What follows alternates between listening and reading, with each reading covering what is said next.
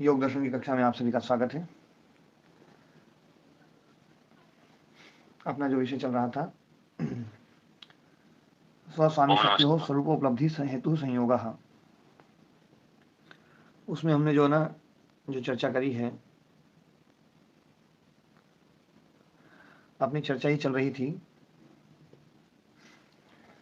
कि संयोग किसका हेतु बनता है। संयोग का कोई ना कोई हेतु है और संयोग किसी ना किसी का हेतु है। संयोग का हेतु कौन है? अविद्या। अविद्या।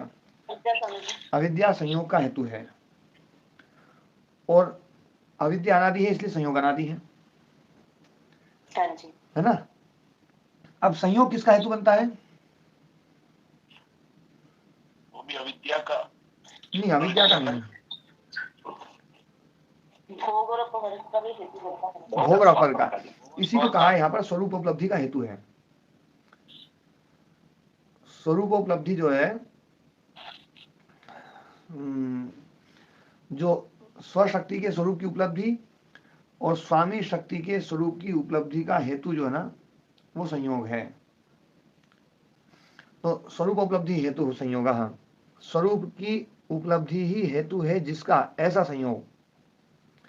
संयोग हेतुमान है और ये हेतु है, ये प्रयोजन है। और वो मतलब जो है ना, तो संयोग जो है स्वरूप की उपलब्धि, स्वरूप को उपलब्ध कराने वाला है। और स्वरूप क्या है? स्वशक्ति का स्वरूप और स्वामी शक्ति का स्वरूप। तो ये इसका प्रयोजन है, संयोग का प्रयोजन यही है। और संयोग का ये जो प्रयोजन है, इसी को भोग और अपवर्ग शब्द से कह दिया गया है, इसी को अविवेक और विवेक शब्द से कह दिया गया है, इसी को दर्शन और अदर्शन शब्द से कह दिया गया है, इसी को स्वशक्ति की उपलब्धि और स्वामी शक्ति की उपलब्धि, इन शब्दों से भी कहा गया है। चीज स्पष्ट हुई? स्वामी जी, स्वामी जी को जरा दोबारा स्पष्ट करना जी। स्व हो गया अपना शरीर, हाँ, स्व हो गया चित्त, स्व हो गया चित्त और स्वामी हो गया पुरुष। ठीक है। हाँ जी। तो स्वशक्ति और स्वामी शक्ति के स्वरूप की उपलब्धि ही प्रयोजन है जिसका ऐसा वो संयोग। ओम स्वामी जी। हाँ ओम जी।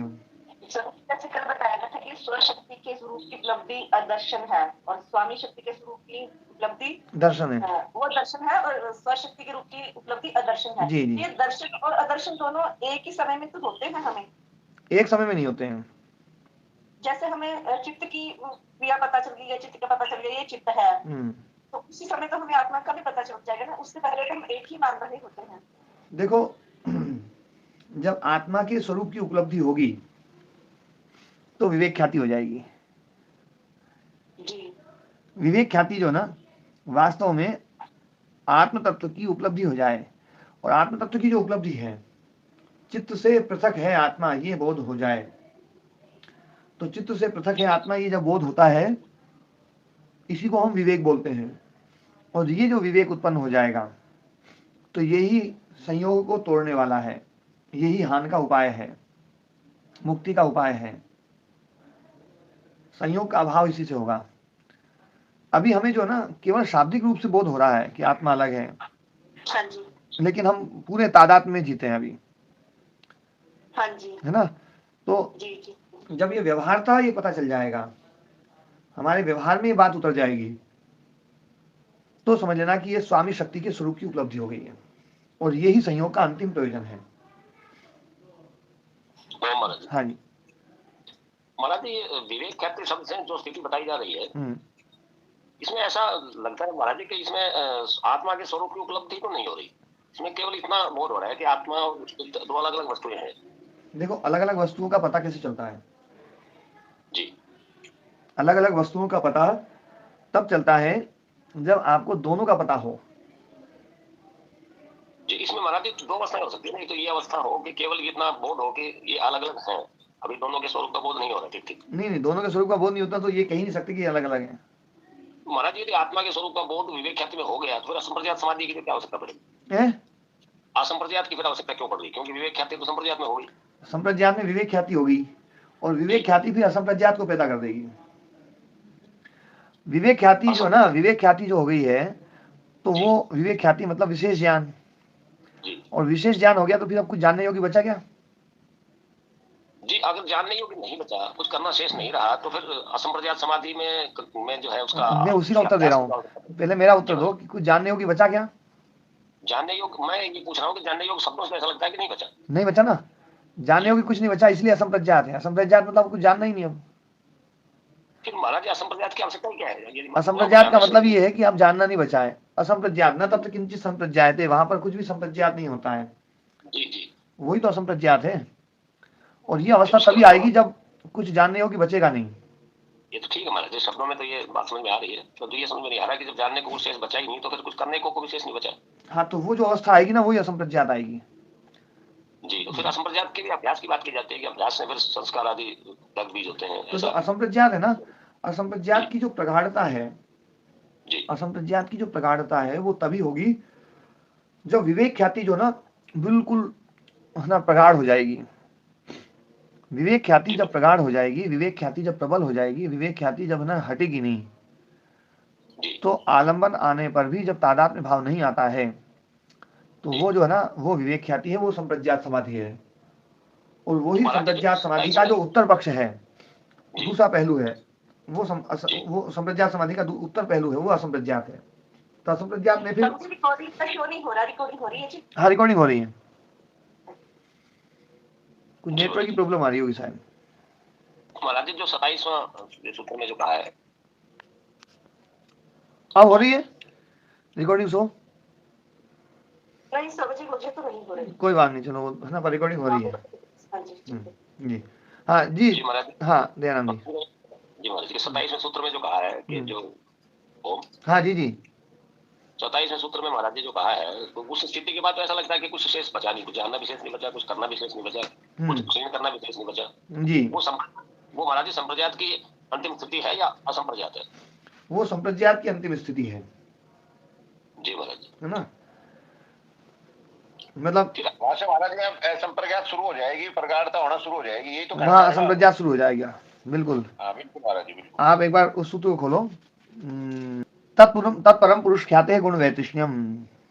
जी महाराज, यस्य उदय योगी प्रत्युदित ख्याति। यस्य उदय मतलब वो ज्ञान प्रसाद, जो ज्ञान, जो सर्वोच्च ज्ञान है, ये सर्वोच्च ज्ञान है। जो पर वैराग्य है ना, ये सर्वोच्च ज्ञान है। इस सर्वोच्च ज्ञान के उदय होने पर योगी प्रत्युदित ख्याति, जो प्रत्युदित ख्याति है, जिसने ख्याति को प्रत्युदित कर लिया है, विवेक ख्याति जिसको उपलब्ध हो चुकी है, एवं मन्यते, वो ऐसा मानता है, प्राप्तम प्रापणीयम, जो प्रापणीय था वो प्राप्त हो गया। क्षीणा क्षेतव्या क्लेशा, जो क्षेतव्य क्लेश थे वो क्षीण हो गए।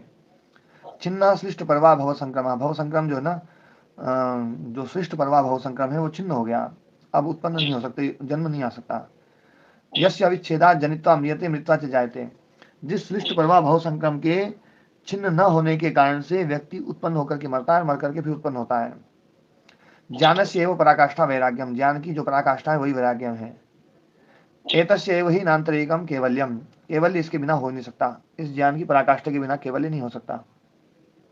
तो महाराज जी इसमें बस यही समझ नहीं आ रहा कि असंप्रज्ञात में अगर असंप्रज्ञात की आवश्यकता फिर किस लिए बच गई? असंप्रज्ञात जो है ना, अंतिम स्थिति यहाँ मिल गई, जब ये मिल गई ना, तो अब जानने योग्य कुछ बचा ही नहीं है जी, तो फिर वृत्ति क्यों उठेगी? ठीक है जी, वृत्ति नहीं उठ रही, वही असंप्रज्ञात है। फिर असंप्रज्ञात के अभ्यास की जो बात की जाती है, तो असंप्रज्ञात की जो अभ्यास है ना, वो जो चीज है ना, वो तो धीरे धीरे जब होती रहेगी, अपने आप अभ्यास होता रहेगा वो तो। यदि ज्ञान में कुछ शेष, जानना शेष बचा है, कुछ शेष नहीं है, हाँ, जानना कुछ शेष बचा है तो असंप्रज्ञात नहीं लगेगी।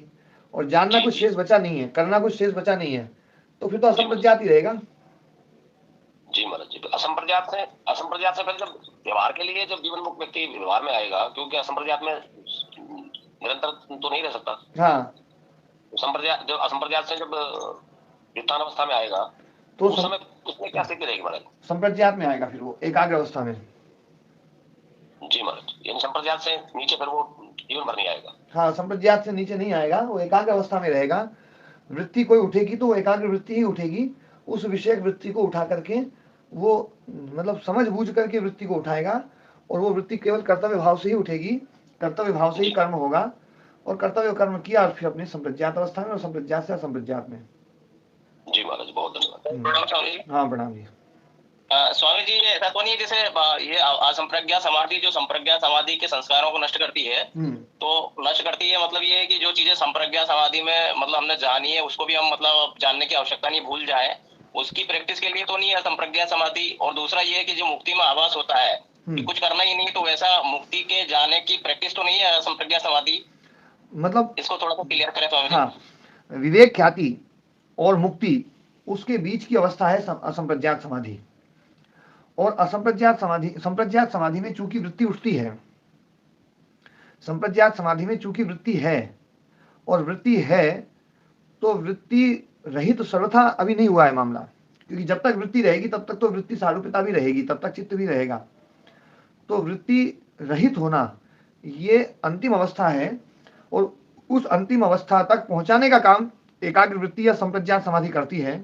तो संप्रज्ञात समाधि जो है उसका मतलब उपाय है उस असंप्रज्ञात समाधि तक पहुंचने का। और वो उपाय हुआ, वो जो ज्ञान हुआ, उस ज्ञान के कारण से, उस वृत्ति के कारण से कोई संस्कार भी उठेगा, तो वो जो संस्कार है, वो संस्कार उस वृत्ति को फिर से उठा सकते हैं, उस ज्ञान को फिर पैदा करेंगे। तो उस संस्कार को मिटाने का काम जो है ना, वो असंप्रज्ञात समाधि है। ताकि अब जो जानने योग्य है वो जान लिया है, उसको जानने की जरूरत नहीं है, अब उसके बारे में सोचने की जरूरत नहीं है। तो दृश्य जगत को हमने जान लिया, अब दृश्य जगत को और क्या जाने। वैसे तो जाना जाता है कई बार, मतलब जैसे जिस चीज को हमने जान लिया है फिर और जान लो, फिर और जान लो, फिर और कोशिश करो, फिर और कोशिश करो। तो ये कोशिश जो ना, एक समय ऐसा आता है बोले यार अब जान लिया है, अब जानने की जरूरत नहीं है। तो जो जानने की जरूरत नहीं है, तो इसलिए उसके संस्कारों को हटाना पड़ेगा, तभी वो जानने की इच्छा भी समाप्त होगी। तो उन संस्कारों को धोना, जो संप्रज्ञात समाधि के जो संस्कार हैं, उन संस्कारों को नष्ट करना, यह असंप्रज्ञात करती है। तो असंप्रज्ञात अवस्था जब आ जाएगी तो फिर कुछ भी ज्ञान नहीं बचेगा, कोई ज्ञान नहीं, कोई वृत्ति नहीं, कोई वो नहीं। और वृत्ति रहित अवस्था हो जाएगी, तब हम आत्मस्वरूप में स्थित रहेंगे।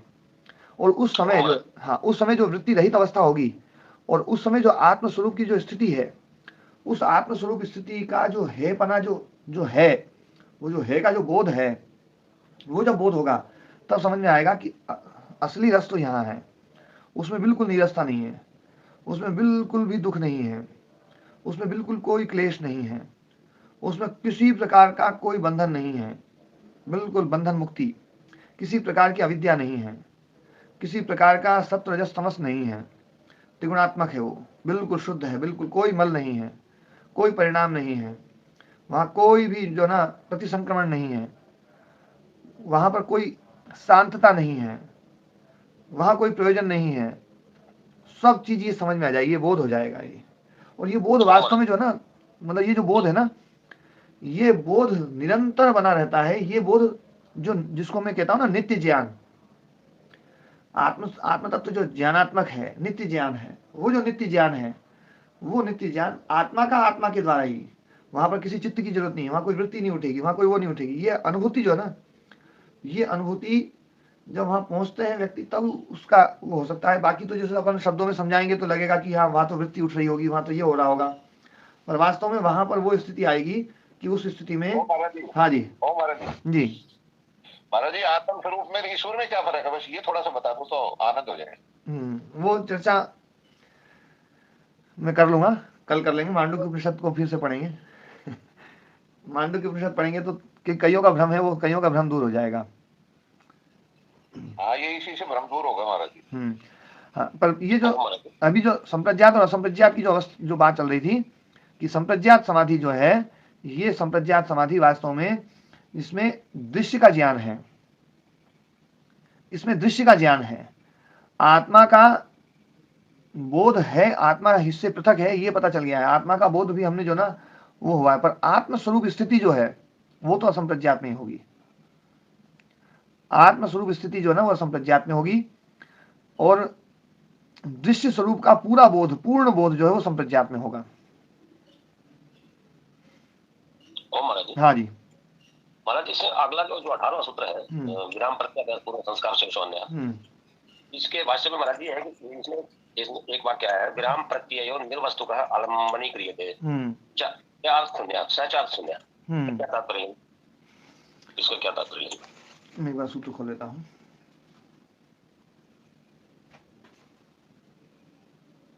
विराम हाँ देखो ये है विराम प्रत्याभ्यास पूर्वक संस्कार शेषो अन्य है ना, जो विराम प्रत्यय मतलब सर्ववृत्ति निरोध जो है, प्रत्यय का जहां पर विराम हो गया है, निरोध हो गया है ना, अभ्यास पूर्वक जो अभ्यास द्वारा साध्य है, संस्कार शेष केवल संस्कार शेष मात्र रहेगा, वो अन्य है, वो अन्य समाधि है। सर्ववृत्ति प्रत्यस्तमय संस्कार शेषो निरोध चित्तस्य समाधि असंप्रज्ञाता है ना, तो चित्त का जो संस्कार शेष मात्र है ना, सारी वृत्तियों का निरोध हो जाना, वो समाधि असंप्रज्ञाता है। तस्य परम वैराग्यम उपाय, उसका वैराग्य परम है ना, जो पर वैराग्य वो उपाय है। सालंबनो ही अभ्यास तत्साधनाएं न कल्पते, जो सालंबन है वितर्क विचार आदि जो है ना, ये सालंबन समाधि है। तो सालंबन जो है अभ्यास, उसका साधन उसमें नहीं है। इति विराम प्रत्यय निर्वस्तु का आलम्बनी क्रियते, विराम है ना, प्रत्यय विराम का जो कारण है, विराम मतलब जो है ना निरोध का जो कारण है, निर्वस्तु का वस्तु रहित आलम्बनी क्रियते, मतलब वहां पर किसी भी वस्तु का आलम्बन नहीं लिया जाता है। कोई भी वस्तु जो है ना, जो दृश्य जगत है, उसका किसी का आलम्बन नहीं है।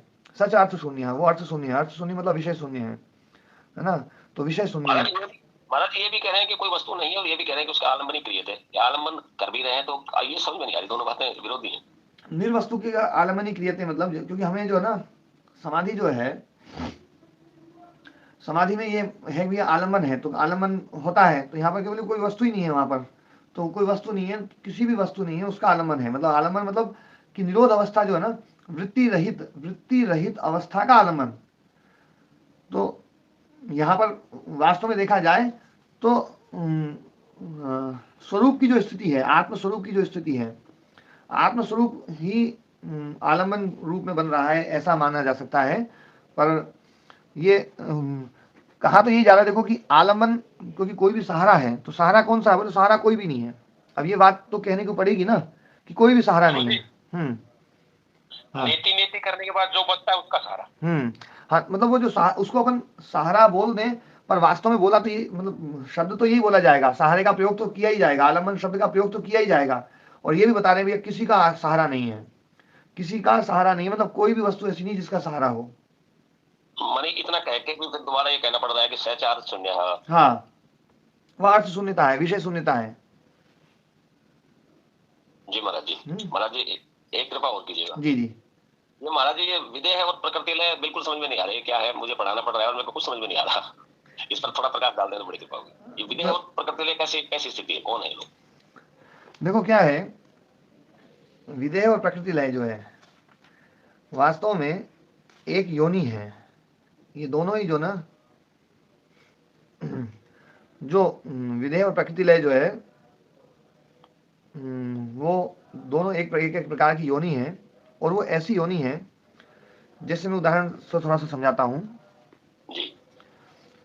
कि जो असंप्रज्ञात अवस्था है, असंप्रज्ञात अवस्था, एक तो असंप्रज्ञात अवस्था भोग के रूप में है, और एक असंप्रज्ञात अवस्था साधन के रूप में है। असंप्रज्ञात अवस्था को यदि हम साधन बनाते हैं तो असंप्रज्ञात अवस्था अपवर्ग की तरफ बढ़ा देगी, और असंप्रज्ञात अवस्था एक भोग के रूप में है, तो सबसे बढ़िया नींद, इतनी अद्भुत नींद, इतनी अद्भुत नींद, इतनी अद्भुत नींद, वो नींद का अपना एक मजा है या नहीं है? जी महाराज जी। लेकिन वो तो एक वृत्ति है, उसको असंप्रज्ञात से कैसे जोड़ेंगे महाराज जी? तो असंप्रज्ञात जो है ना, असंप्रज्ञात नींद से बहुत ही अद्भुत है, वृत्ति रहित अवस्था है। लेकिन असंप्रज्ञात जो है ना, ये इस संसार का सबसे दिव्य दुख रहित अवस्था है। जी मतलब शरीर के रहते हुए यदि दुख रहित अवस्था सबसे बढ़िया यदि कोई सी है तो वो असंप्रज्ञात अवस्था है। जी ठीक है। अब दुख रहित अवस्था जो है ना, ये तो समझ में आ रही है बात? जी महाराज, यहाँ तक समझ है ना, क्योंकि देखो मुक्ति जो है ना वो संसार से अलग हो गई, पर शरीर रहते हुए सबसे बड़ी जो दुख रहित अवस्था है वो तो असंप्रज्ञात की है। जी। तो दुख रहित अवस्था, तो ये किसी का साधन भी हो सकती है, और ये दुख रहित अवस्था ये अपने आप में एक साध्य भी है। साध्य तो साध्य है महाराज जी, पर आप साध्य ही है। देखो साधन तो तब है जब इसको मुक्ति चाहिए, लेकिन जिसको मुक्ति नहीं चाहिए, जिसको ये चाहिए कि भैया असंप्रज्ञात समाधि का जो है ना, जो मजा है, जो दुख रहित अवस्था है, उसका आनंद लिया जाए। बिल्कुल महाराज जी, है ना। तो वो जो अवस्था है, मतलब उस अवस्था का सुख ले लिया जाए, मुक्ति में नहीं जाना, बस उस अवस्था का सुख लेकर के वापस। तो वो जो है निर्भय हो जाए, हाँ निर्भय हो जाए, पर उस अवस्था का एक बार मजा लेना है, उस अवस्था का मजा लेना है। तो उस अवस्था के लिए जो प्रयास किया जाएगा, तो उस अवस्था के लिए प्रयास किया जाएगा, तो उसका फल भी व्यवस्था के द्वारा दिया जाएगा, और वो फल अलग अलग योनियों में मिलता है। और वो योनियां जन्म से ही, जन्म जैसे ही पैदा होता है, पैदा होते ही वो असंप्रज्ञात अवस्था में ही रहता है, वो योनियां। और वो योनि असंप्रज्ञात अवस्था में रहती है, और जितने कालखंड तक का उसका भोग है, वो भोग के रूप में असंप्रज्ञात अवस्था रहती है। वहां कोई कर्म की स्वतंत्रता भी नहीं है, वहां कुछ भी नहीं, केवल फल भोग है। और वो असंप्रज्ञात अवस्था का जितना फल है, उतने कालखंड तक का फल लिया और वापस रिटर्न मार गए। महाराज जी, इससे तो ये समझ में आया, दो बातें समझ में आई हैं, आपसे उसका समर्थन चाहूंगा कि एक तो ये समझ में आया कि जैसे हम लोगों को हवाई जहाज में बैठना हो और कहीं गंतव्य पे जाना हो, और हमको हवाई जहाज में ही इतना आनंद आया कि हम हवाई जहाज से हम उतरना ही नहीं चाह रहे, गंतव्य को भूल गए और केवल उसके सवारी का आनंद ले रहे हैं जी। संप्रज्ञात को ऐसा साधन मानने वाले की ये स्थिति हो सकती है, ऐसा कहना चाह रहा है। हाँ, जैसे संप्रज्ञात असंप्रज्ञात समाधि जो है ना, वो हो गया हवाई जहाज की यात्रा। अब कई लोग हवाई जहाज की यात्रा इसलिए करते हैं कि मुझे वहां जाना है, तो वहां जाना मुख्य है, असंप्रज्ञात उसका एक साधन है। और कई बार लोग 500, 1000, 5,000 रुपए देते हैं, बोले भैया 10 मिनट के लिए हवाई जहाज में घुमाएंगे, घुमा करके वापस उसी जगह उतार देंगे जी महाराज, है ना। तो ये जो असंप्रज्ञात है ना, ये एक साधन भी है अपवर्ग का, और असंप्रज्ञात अपने आप में एक भोग भी है जी महाराज। ये तो स्पष्ट हुआ महाराज जी। हाँ, अब एक बात और है, एक बात और बची महाराज जी, कि ये जो विदेह और प्रकृति जो योनि आपने बताई है, ये मनुष्य जैसी योनि है या कोई और जीव योनि है? हाँ, ये मतलब योनियां हैं, अभी मनुष्य जैसी ही माननी पड़ेगी, क्योंकि सारी योनियां मनुष्य जैसी ही हैं महाराज जी। क्योंकि इसमें आगे संप्रज्ञात उनकी ऐसा कहा जा रहा है कि उनको तो जन्म से ही संप्रज्ञात समाधि होती है। हाँ, तो इसमें तो फिर क्योंकि मनुष्य के अतिरिक्त और कहीं तो ये समाधि संभव नहीं है। हाँ, तो ये तो कैसे मान सकते हैं? नहीं, ये असंप्रज्ञात ना अवस्था है, संप्रज्ञात अवस्था बोल देते हैं आप बार बार शायद, या मेरे को सुनने में गड़बड़ हो रही है। ये असंप्रज्ञात अवस्था है ना जी। मैं असंप्रज्ञात ही कह रहा था, मेरे मुंह से निकल गया। हाँ जी, तो असंप्रज्ञात अवस्था है। और ये असंप्रज्ञात अवस्था, जैसे योनियां कोई भी होगी, सारी योनियां मनुष्य जैसी का मतलब है, जैसे मनुष्य योनि है वैसी दूसरी योनियां हैं, तो वैसी ये योनियां भी हैं। इसमें विदेह जो है ना, वो देवताओं को माना गया है, और प्रकृति लय जो है, वो भी प्रकृति लय भी एक प्रकार की योनि मानी गई है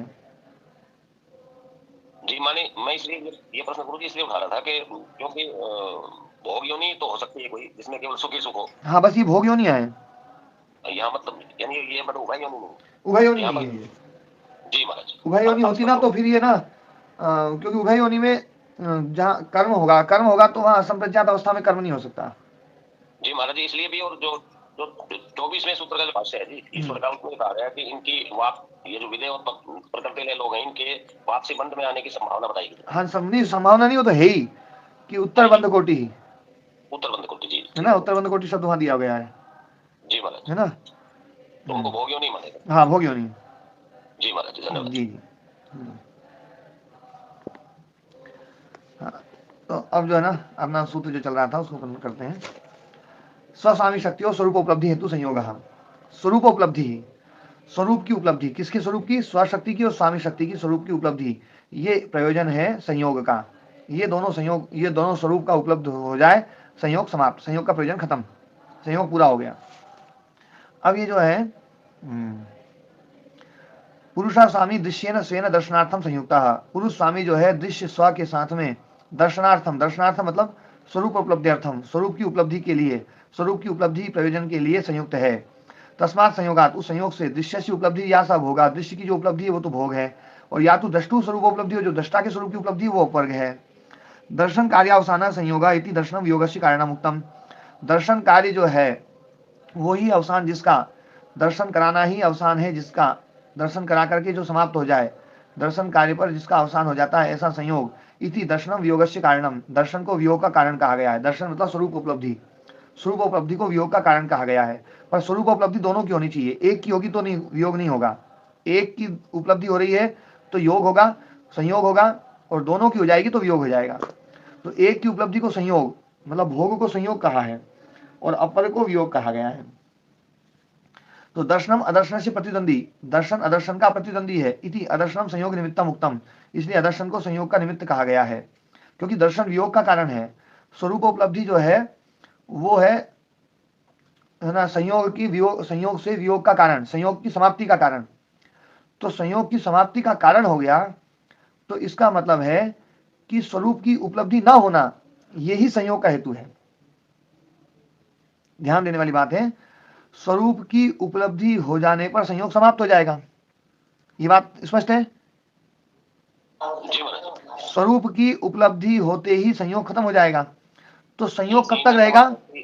समाप्त होते ही अग्नि भी समाप्त हो जाएगा। हाँ, तो स्वरूप की उपलब्धि खत्म होती ही संयोग समाप्त होगा, और जब तक स्वरूप की उपलब्धि नहीं हो रही है तब तक संयोग रहेगा। तो संयोग का कारण हो गया स्वरूप की अनुपलब्धि, स्वरूप की अनुपलब्धि, यह है दर्शन। हाँ, उपलब्धि हो गया दर्शन, अनुपलब्धि हो गया दर्शन। ठीक है। और एक के स्वरूप की उपलब्धि जो है वो भी अदर्शन है, क्योंकि दोनों के स्वरूप की उपलब्धि होनी चाहिए। जब तक दोनों की नहीं है तब तक एक का भ्रम तो है ना, जो है ना, जब तक दोनों का पता नहीं चले, दोनों का पता चलेगा तभी वास्तव में जो है ना जो है स्पष्ट बोध होगा, नहीं तो एक से पता नहीं चलेगा, तब तक वो भोग रहेगा। तो एक का हमें पता चलता है, ये एक के स्वरूप की उपलब्धि को यहाँ पर दर्शन शब्द से नहीं कहा गया है, वो अदर्शन है और वही भोग है। दोनों के स्वरूप की उपलब्धि हो जाएगी, वही दर्शन है, वही विद्या है, और वही संयोग को समाप्त कर सकता है। तो नाथ दर्शन मोक्ष कारणम, अब दर्शन जो है मोक्ष का कारण नहीं है। अच्छा, एक लाइन छोड़ दी। दर्शन कार्यावसान संयोग इति दर्शनम वियोग से कारणम उक्तम, दर्शन को वियोग का कारण कहा गया है। दर्शनम अदर्शन से प्रतिद्वंदी, दर्शन जो है वो अदर्शन का प्रतिद्वंदी है। इति अदर्शनम संयोग निमित्तम उक्तम, इसलिए अदर्शन को संयोग का निमित्त कहा गया है। अदर्शन के कारण से संयोग, संयोग के कारण से दर्शन, और दर्शन के कारण से संयोग से मुक्ति, है ना, दर्शन के कारण से वियोग, ये प्रोसेस हो गई। ना तो दर्शन मोक्ष कारणम, यहाँ पर दर्शन मोक्ष का कारण नहीं है। अदर्शनाभावादेव बंधाभाव, अदर्शन के अभाव से ही बंधन का अभाव हो जाएगा। स मोक्ष, वही मोक्ष है। मतलब बिल्कुल स्पष्ट कह रहे हैं कि मोक्ष जो है ना किसी कर्म का फल नहीं है। यदि मोक्ष किसी के कर्म का फल हो जाएगा तो शांत कर्म का फल शांति होगा, फिर अनंत नहीं हो सकता। इसलिए यहाँ पर प्रोसेस बस इतनी है कि कर्म का फल क्या है, बोले कर्म का फल यह है कि दर्शन अदर्शन का अभाव हो जाएगा। दर्शन जो है अदर्शन को नष्ट करता है बस। अब अदर्शन का अभाव हो गया, बंधन का जो कारण था उस बंधन का कारण का अभाव हो गया, तो बंधन समाप्त। तो अदर्शनाभावादेव बंधा भाव, अदर्शन के अभाव से ही बंधन का अभाव है। स मोक्ष है, वही मोक्ष है। दर्शन से भावे बंध कारण से अदर्शन से नाश है, दर्शन ज्ञानम केवल्य कारणम उत्तम। तो दर्शन के भाव से, दर्शन के उत्पन्न होने से बंधन का जो कारण है अदर्शन, उसका नाश हो जाता है। इसलिए दर्शन ज्ञान को केवल्य का कारण कह दिया जाता है, पर वास्तव में वो केवल्य का सीधा कारण नहीं है। दर्शन केवल्य का कारण नहीं है, दर्शन केवल्य को सीधा पैदा नहीं करता है। इसकी प्रोसेस क्या बताई? दर्शन अदर्शन को समाप्त करेगा। सतीश जी,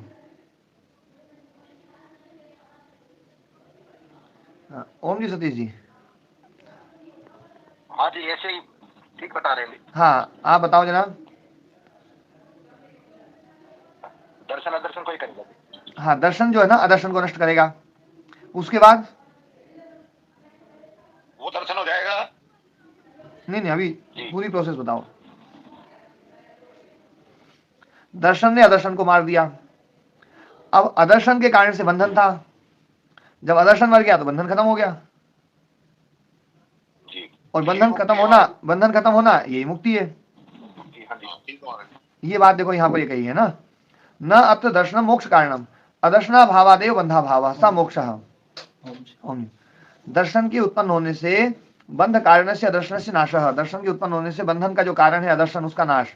इत्यतो दर्शन है ना, इत्यतो दर्शन ज्ञानम केवल्य कारणम उत्तम, इसलिए दर्शन ज्ञान को केवल्य का कारण बस कह दिया जाता है। हाँ जी, लालचंद जी, वेद जी। सभी जी कह दिया जाता है, मतलब है नहीं, है नहीं।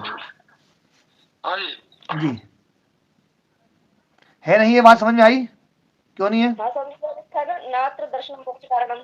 हाँ, मतलब वो दर्शन को मोक्ष का कारण कह दिया जाता है नहीं। वास्तव में दर्शन तो अदर्शन को मारता है, मोक्ष पैदा नहीं करता वो। जी हाँ, वो केवल अविद्या को मारता है। अब अविद्या के कारण से जो बंधन था वो बंधन समाप्त हो जाता है। तो फिर आगे प्रयास करना पड़ता है? नहीं, आगे प्रयास करने की जरूरत नहीं है जी। बंधन खत्म, मुक्ति। हुआ ही था, बस ये हट गया। हाँ, आकाश को मुक्त करने के लिए कोई प्रयास नहीं करना है, बस केवल वो घड़ा फोड़ दो बस, जी है ना। घड़ा फूटती आकाश मुक्त। तो महाराज जी शब्दों में तो हम भी मुक्त हो ही गए हैं? हाँ, शब्दों में तो मुक्त हो ही गए। हाँ, तो काम होगा महाराज जी। हाँ, तो निष्काम कर्म का फल नहीं है, मतलब ये नहीं है? निष्काम कर्म का फल नहीं है मोक्ष। ना ना ना, मोक्ष किसी का फल नहीं है, किसी भी कर्म का फल नहीं है। मोक्ष किसी भी कर्म का फल नहीं है, ये बात बिल्कुल स्पष्ट। जिसको समझ में नहीं आई वो पूछ लो। मुझे समझा दीजिए दोबारा। अच्छा, दोबारा समझाता हूँ। देखो, प्रोसेस क्या है। सबसे पहली अविद्या, अविद्या के कारण से बंधन, बंधन मतलब संयोग, हाँ जी, है ना। और संयोग के कारण से भोग, ठीक है जी। और भोग के कारण से ज्ञान,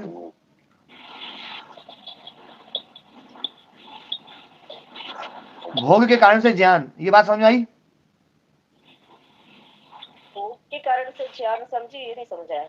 भोग मतलब दंड, हाँ जी। और दंड के कारण से ज्ञान। जब दंड मिलने के बाद हमें ज्ञान होगा। हाँ, दंड के बाद तो ज्ञान होगा, ये नहीं करेंगे, जी जी जी, है ना। ठीक है जी। भोग मतलब दुख, हाँ जी। और दुख जब समझ में आ जाएगा जी, तो उस दुख में हम पड़ेंगे नहीं, ठीक है ना। हाँ जी, तो ठीक है। भोग जो है ना, भोग वास्तव में जो दंड है ना, वो दंड अपर के लिए है। तो भोग जो है ना, जो वो दुख जो है ना, जब हमें समझ में आ जाएगा तो दुख समझ में आ जाएगा। भोग जो है ना वो दर्शन, अदर्शन जो है ना, जो भोग है वो दर्शन ज्ञान को पैदा करेंगे। देखो, ये जो संयोग है, संयोग दो चीजों को पैदा करता है, तो भोग को और अपर को।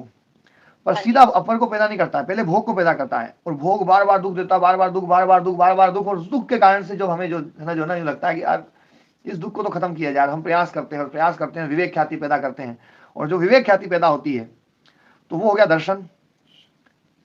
तो वास्तव में देखा जाए तो ये दर्शन जो है ना, भोग के कारण हुआ या बिना भोग के?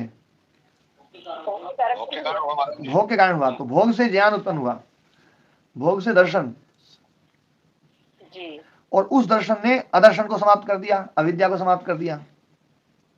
ठीक है। अविद्या समाप्त होती संयोग समाप्त हो गया, हाँ जी, संयोग समाप्त होते ही भोग समाप्त हो गया, जी जी, है ना। और जो चित्त का काम था भैया भोग, वो भोग ही का रहा ही नहीं, तो चित्त समाप्त हो गया, जी। बस मुक्ति। आत्मा को मुक्ति कोई अलग से नहीं है, बस यही प्रोसेस है कि मुक्ति जो है ज्ञान से मुक्ति नहीं हो रही है, ज्ञान से केवल अविद्या नष्ट हो रही है। ये तो महाराज जी ऐसी बात होगी, कुवत तो करा पर पिटाई से सबक भी लेना बतिया, इतनी बात होगी। हाँ, पिटाई से सबक अब वो कौन कितने कालखंड में लेता है, अपन ने अब तक तो लिया नहीं, पर अब आगे ले सकते हैं। अब महाराज जी अब तक तो ना लियो। हाँ।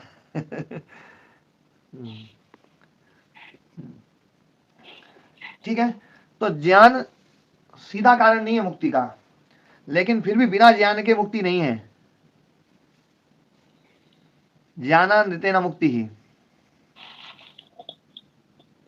ज्ञान के बिना मुक्ति नहीं है। इसलिए कहा ज्ञान से अज्ञान हटेगा और अज्ञान हटना ही मुक्ति है। हाँ, अज्ञान हटने से संयोग हटेगा, जी, और संयोग हटना ही मुक्ति है। जी महाराज। और संयोग जो है ना, संयोग वास्तव में देखा जाए, देखो कि संयोग जो है ना, चित्त जो है वास्तव में संयोग के कारण से चित्त है। चित्त का अस्तित्व संयोग के कारण से, संयोग समाप्त हो जाए तो चित्त का अस्तित्व फिर खत्म, चित्त की जरूरत नहीं है फिर। इसलिए चित्त को समाप्त करना ही पड़ता है, ये दर्शनकार चित्त को समाप्त करते हैं। तो यही अर्थ हुआ कि चित्त की उपस्थिति, चित्त का होना मात्र ही मतलब बंधन है। हाँ, और चित्त का समाप्त होना ही मोक्ष है। क्या? चित्त का समाप्त होना ही मोक्ष है। ये बात कहाँ कही गई है? देखो 24वां सूत्र देखो।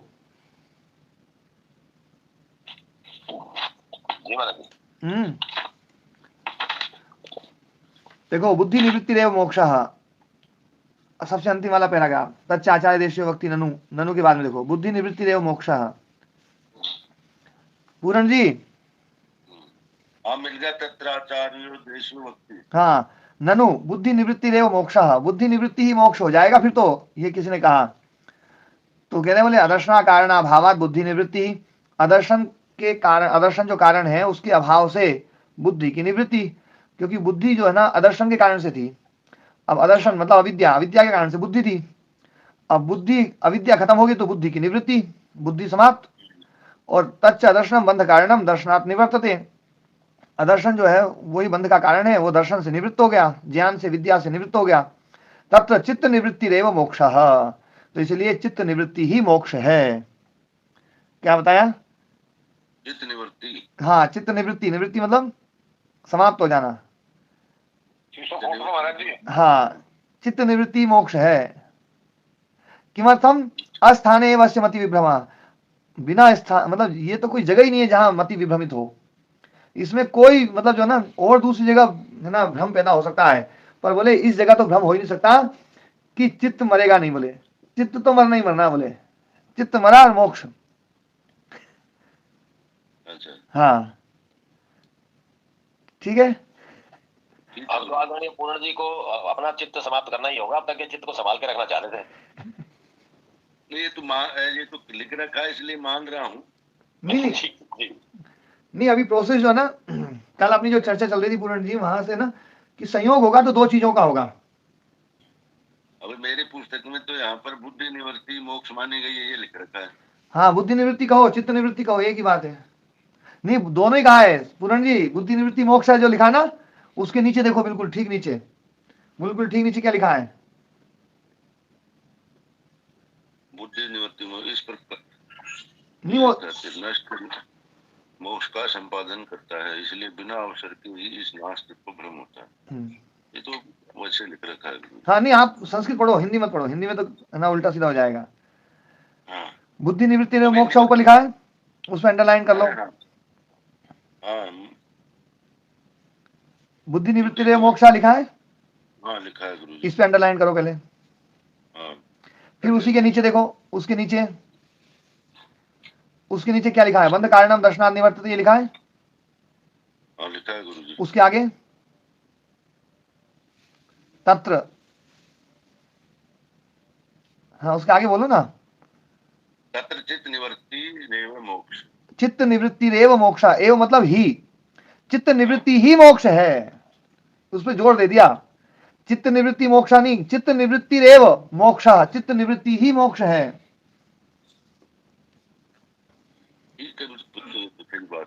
है ना, बुद्धि निवृत्ति और चित्त निवृत्ति, देखो दोनों शब्द दे दिया, है ना। चित्त निवृत्ति रेव मोक्ष, इसको भी अंडरलाइन कर लो। हाँ, कर लिया गुरुजी। ठीक है ना। तो अब इसको बचाना नहीं है। ठीक है इसको तो मारना पड़ेगा क्योंकि ये जड़ है, ये चेतन नहीं है। चेतन तो चेतन नहीं मरेगा, जड़ तो मरेगा ही। देखो जड़ को तो कितने ही बचा लो, वो तो मरना ही मरना है। महाराज ये कहते रहते हैं ना कि चोर को क्या मार रहा है, चोर की माँ को मार रहा है। हाँ, ये सबकी माँ ये चित्त है। जी महाराज, है ना। हाँ, ठीक बात है गुरुजी। हाँ, चलो तो अब अपना जो विषय है वो उसको ना कर लेते हैं। तो मोक्ष का सीधा कारण ज्ञान को नहीं बताया है। ज्ञान केवल अविद्या को खत्म कर देता है। अविद्या खत्म होते ही चित्त निवृत्त हो जाता है, बुद्धि निवृत्त हो जाती है, बुद्धि समाप्त हो जाती है, चित्त मर जाता है, और वो ही मुक्ति है। फिर आत्मा केवल बच गया, अकेला बच गया, चित्त समाप्त। संयोग जो संघात था वो आत्मा की उपस्थिति थी, और चित्त के कारण से रिफ्लेक्शन था। शीशा खत्म हो गया, चित्त समाप्त हो गया, तो रिफ्लेक्शन भी समाप्त। फिर वो जो मूल आत्मा है जहां से रिफ्लेक्शन आया था, बस वही रह गया, बस वो है ही है, बच गया। वही मोक्ष है। अब इन्होंने पूछा कि अदर्शन क्या है, ये अदर्शन है क्या, ये अविद्या क्या है। तो अब ये बता रहे हैं कि अविद्या क्या है। तो बोले किम, पहला इसमें 8 वो बताए हैं। किम गुणानाम अधिकार, गुणों का अधिकार ही अविद्या है। अधिकार का मतलब होता है प्रारंभ, लिख लो भले इसको, अधिकार मतलब प्रारंभ।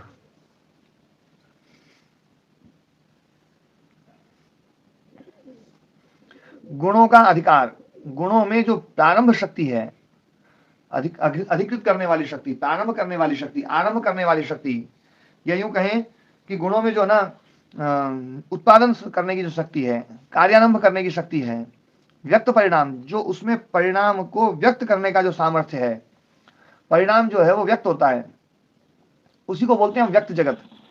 एक है व्यक्त, है अधिकार का शाब्दिक अर्थ प्रारंभ है। हाँ, अधिकार शब्द का शाब्दिक अर्थ प्रारंभ है। ठीक है। हाँ, मैंने पहले बताया था, इस योग दर्शन का पहला सूत्र है अथ योगानुशासनम, है ना, अर्थ मतलब प्रारंभ। अब वहां पर देखो उस योग दर्शन के जो ना उसमें व्यास भाष्य देखो, अथ इति अयम अधिकारार्थ, अर्थ जो शब्द है ये अधिकारार्थ है। अधिकारार्थ मतलब अधिकार के लिए, अधिकार मतलब प्रारंभ के लिए। ठीक है। हाँ, अधिकार मतलब प्रारंभ। खूब समझाया था महाराज जी, वो याद नहीं रहता, हमारे खूब समझाया था। हाँ, योगानुशासनम शास्त्रम अधिकृतम वेदितव्यम, योगानुशासन शास्त्र अधिकृत किया जा रहा है। अधिकृत किया जा रहा है मतलब प्रारंभ किया जा रहा है। ठीक है जी। हाँ जी, किसी को अधिकृत करते हैं ना, वो भी वास्तव में प्रारंभ ही है। कि मैंने अपने को खत्म कर लिया और दूसरे को शुरू कर दिया इस जगह पर। जैसे किसी केस में मतलब मैं हूं, तो मैंने कह दिया भैया इस केस में मेरी जगह पर अब ये लड़ेगा, तो मैंने अपने आप को समाप्त कर लिया और दूसरे को प्रारंभ कर दिया। ठीक है सतीश जी? ठीक हो गया। हाँ जी। वैसे ये संस्कृत के शब्द हैं ऐसे बड़े, मतलब एक बार समझ में आ जाए तो फिर गुत्थी सुलझती चल जाती है। स्वामी जी 8वीं तक पढ़ी, उसके बाद साइंस पढ़ी। हाँ, हम वो बात कैसे हमें आती होती तो बहुत जल्दी सीखते ना, है? संस्कृत आती होती हमें तो जल्दी सीखते ना हम। हाँ, जैसे वो अस्थि जो ना, अस्थि को मैंने समझाया था, अस्थि और स्थिति कि स्था और होना, मतलब स्था में भी होना ही है और अस्थि में भी होना ही है, लेकिन दोनों में क्या फर्क है ये समझाया था। कि स्थिति है गति निवृत्ति और अस्थि है केवल होना, किसी क्रिया की अपेक्षा नहीं है अस्थि को, और स्थिति को क्रिया की अपेक्षा है। तो क्रिया की जहां अपेक्षा है वहां है स्थिति, वहां है तमस,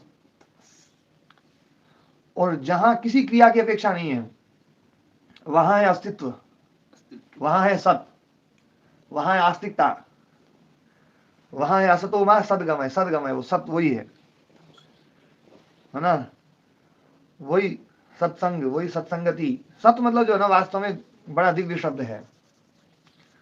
जो अस्थि को मानता है, उस आत्म तत्व को जो जानता है वही आस्तिक है। जो जानता है या मानता है, आत्म तत्व की चर्चा करने वाला वही आस्तिक है। जो आत्म तत्व की चर्चा करे वही आस्तिक दर्शन है। ये सारे के सारे दर्शन उस आत्म तत्व को केवल अस्थि मानते हैं कि वो है, बस वो है, इसलिए ये आस्तिक दर्शन है।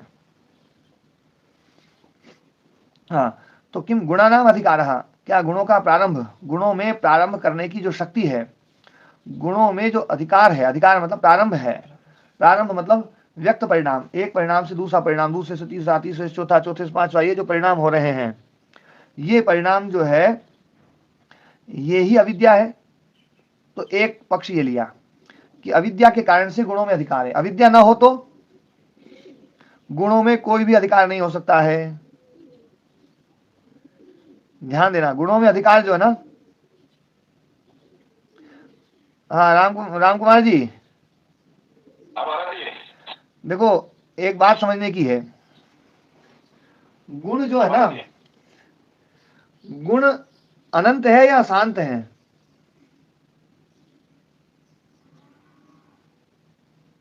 शांत है स्वामी जी, संख्या की दृष्टि से। परिमाण, उसकी मतलब जो है ना, मतलब स्थान की दृष्टि से गुण जो है ना कि एक इतनी जगह पर हो, या सब जगह है? समझ में नहीं आ रही क्या कहना चाहते हो? ये तो सब जगह है, वहां सब जगह है ना। जैसे दृश्य है, संसार है, संसार सीमा वाला है या असीम है? शांत है या अनंत है? तो अनंत हो गए महाराज जी। अनंत है ना, स्थान की दृष्टि से अनंत है, तो गुण भी अनंत। अनंत हो गए महाराज जी। अब अनंत हो गए तो उसमें से किसी का चित्त जो है वो विलीन हुआ, अव्यक्त में पहुंच गया, तो उस अव्यक्त को व्यक्त करने की जरूरत क्यों पड़ेगी? जब ये तो अनंत है, अनंत में से कितने हटा दो तो भी अनंत रहेगा वो तो, है ना। इसलिए भी अव्यक्त को व्यक्त करने की जरूरत नहीं है। समझ में आ गया महाराज जी, यही सब पढ़ा रहे हो आप। अव्यक्त जो है ना, हाँ, बाकी जो पंच महाभूत आदि हैं, जो भूतात्मक जगत है, वो एक के प्रति तो नष्ट हो गए, लेकिन बाकी और के प्रति अनष्ट हैं। लेकिन जो चित्त है, मन है, इंद्रियां हैं, वो तो अव्यक्त में जाएंगी, वो किसी के लिए जरूरत नहीं है, उनसे अब दूसरी चीज बनाने की जरूरत नहीं है कि भैया मन या चित्त से जो ना शांत है महाराज जी, ये कहना चाह रहा था, ये शांत है। हाँ, तो ये जो है ना मन, इंद्रियां आदि सब जो है ना, ये अव्यक्त में पहुंच गई। जिसको अविद्या ने मार दिया है, तो वो अविद्या में से मारा हुआ अव्यक्त में पहुंच गया, तो अव्यक्त ही रहेगा, फिर वो व्यक्त नहीं हो सकता। अविद्या समझी विद्या ने मार दिया है ना? हाँ, विद्या ने मार दिया। हमें अविद्या बोल गया था क्या? मुझे ऐसे सुनाई दिया था। अच्छा, मैं बोल ही गया अविद्या, सामने जो बैठे वो भी बोल रहे हैं, बोले गुरु जी अविद्या बोल गया था। तो विद्या ने जिसको मार दिया, विद्या ने जिसको भून दिया है जी। तो गुणानाम अधिकार है, गुणों का जो अधिकार है, गुणों में जो प्रारंभ करने की शक्ति है, व्यक्त करने की शक्ति है, व्यक्त परिणाम जो है, इसमें जो व्यक्त परिणाम योग्यता है, वो ही अविद्या है। और वो अविद्या समाप्त हो जाएगी तो अधिकार समाप्त हो जाएगा, प्रारंभ समाप्त हो जाएगा, फिर ये कुछ नहीं करेगा। तो गुणों में जो अधिकार है वो अविद्या है, पहला पक्ष लिया, मतलब गुणों में प्रारंभ करने की शक्ति। ये सब जो ना, ये संसार जो ना, ये अविद्या के द्वारा प्रारंभ किया हुआ है। ये बात जिस दिन समझ में आ जाएगी ना क्लियर कि ये संसार अविद्याकृत है, तब इस संसार से मोह धीरे धीरे कम होगा। और यदि ये लगेगा कि ये संसार तो भगवान ने बनाया है, तो इसको क्यों छोड़ा जाए, भगवान इतनी खराब चीज तो बनाएगा नहीं, तो फिर ऐसा ही कहा जाता है स्वामी जी, इस विषय में यही तर्क लिया जाता है कि परमात्मा ने बनाया क्यों है, जब कुछ नहीं है तो दुख देने के लिए बनाया है, ऐसे कहा जाता है जी। हाँ, और जब ऐसा कहते हैं फिर वो यूं कहते हैं कि तो परमात्मा ने बनाया है, सुख के लिए बनाया है, और जब सुख के लिए बनाया तो संसार क्यों छोड़ा जाए? हाँ जी, तो संसार क्यों छोड़ा जाए? तो अपवर्ग की बात ही करना बेकार है। तो इसलिए वो लोग भी अपवर्ग शास्त्र को भोग शास्त्र बनाते हैं। ये जो शास्त्र है ना, मोक्ष शास्त्र, इस योग शास्त्र को मोक्ष शास्त्र कहते हैं। इस योग शास्त्र को वास्तव में ये वियोग शास्त्र है। ये योग शास्त्र अपवर्ग शास्त्र है। हाँ जी, एक ही बात बच गई कि आत्म स्वरूप और ईश्वर में भेद बता दोगे ना, तो फिर ये खेल खुल जाएगा सारा हमारा। हाँ, वो भी आ जाएगी ना चर्चा पर। बाकी ये जो ना, ये शास्त्र भोग शास्त्र नहीं है, ये शास्त्र मोक्ष शास्त्र है, अपवर्ग शास्त्र है। और इसको भोग शास्त्र बना करके लोग जो है ना, इस शास्त्र को बड़ा मतलब छोटा बना दिया, इस शास्त्र की पूरी महिमा ही खत्म कर दी। इस शास्त्र उसमें कोई फर्क नहीं रहा, वो काबुल बना दिया। बिल्कुल सही कह रहे हो आप। हाँ, मतलब एक कदम आगे वाले सही रहेंगे, बाकी ज्यादा फर्क रहा नहीं। हाँ, और ये अपवर्ग शास्त्र है, ये मोक्ष शास्त्र है, ये वियोग शास्त्र है। वियोग अर्थ में योग शब्द का प्रयोग है ना, जो है ना, युजुर योग्य धातु से नहीं, युजुर समाधु धातु से, युज योग्य नहीं, युजिर योग्य नहीं, युज समाधु धातु से बना है ये योग शब्द, जिसका अर्थ है वियोग। समाधि शब्द का अर्थ एक बार बताएं कि मुझे याद नहीं है। समाधि का अर्थ है एकाग्रता। हाँ जी, वो तो है जी, है ना। समाधि का मतलब है एकाग्रता। समाधि का अर्थ है ना, जो है ना, चित्त वृत्तियों का निरोध जी, चित्त वृत्तियों का निरोध, वृत्तियों, हाँ, वृत्तियों को रोकना, वृत्तियों से वियुक्त होना, वृत्तियों को छोड़ना, वो है समाधि।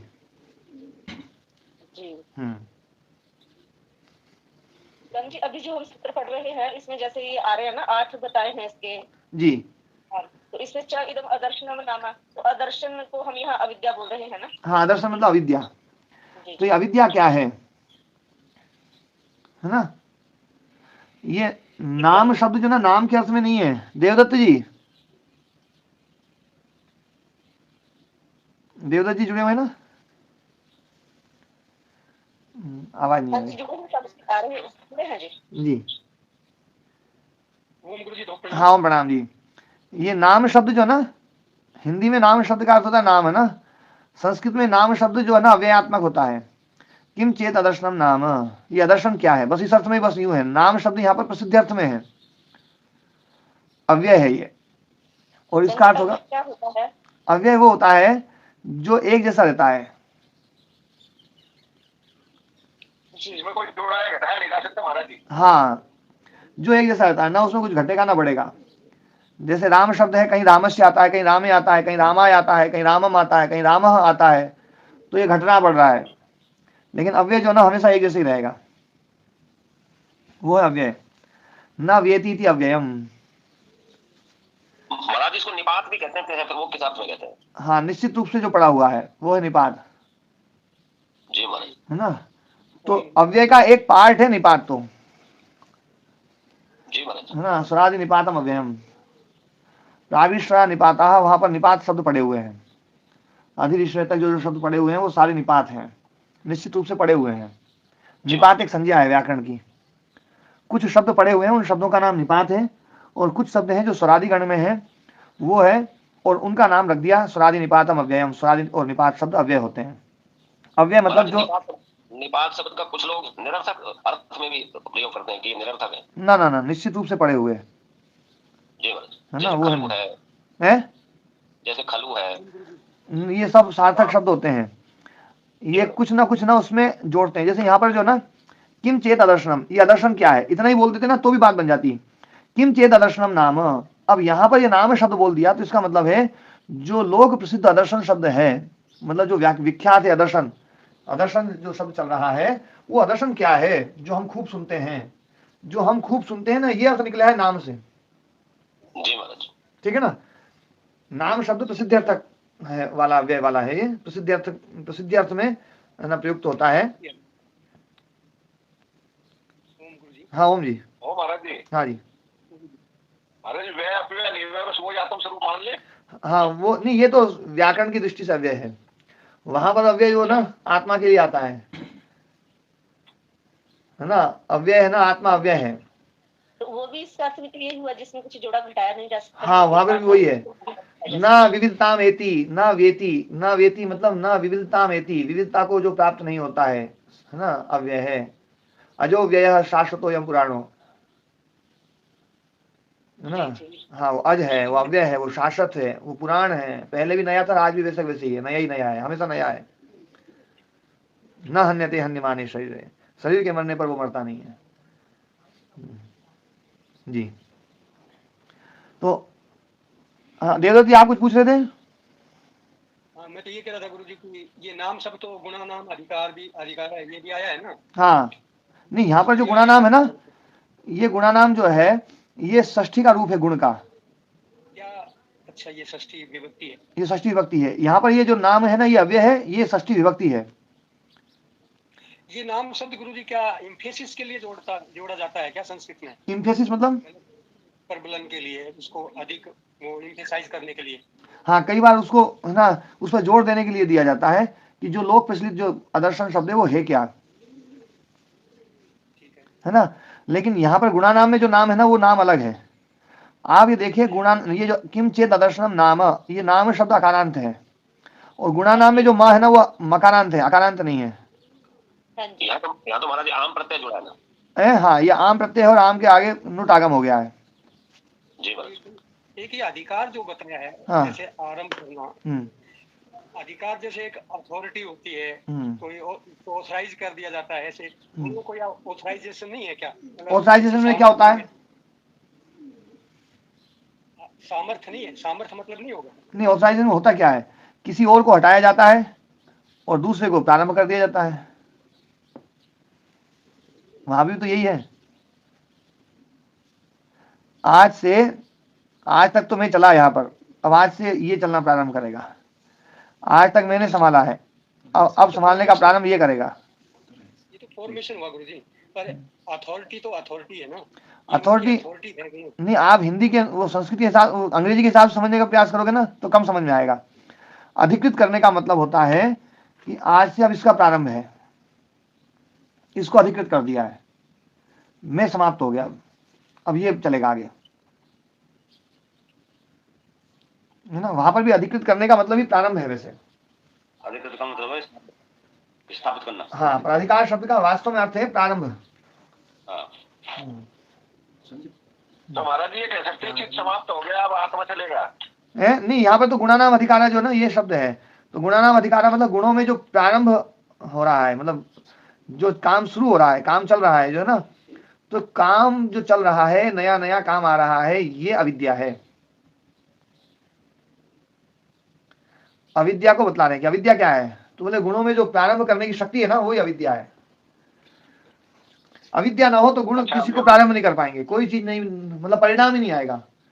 गुणों में जो परिणाम शक्ति है, गुणों में जो परिणाम शक्ति है वो किसके कारण से है? चित्त के कारण से, अविद्या के कारण से, अविद्या के कारण से, है ना। अविद्या से मूल है, अविद्या के कारण से परिणाम है। ध्यान रखना, जहां भी अधिकार है वहां अविद्या है, और जो अपरिणामी है वहां अविद्या नहीं है, ठीक है ना। तो कई जगह ईश्वर में भी परिणाम डाल देते हैं लोग, है ना, तो वो परिणाम सही नहीं है। जहां जहां अविद्या समाप्त हो जाएगी वहां वहां परिणाम समाप्त हो जाएगा, ये बिल्कुल पक्का मान लेना। और जहां जहां परिणाम समाप्त हो जाएगा वहां वहां वो चीज नष्ट हो जाएगी, समाप्त, खत्म, अव्यक्त में जाएगी वो। दूसरा पक्ष ले रहे हैं।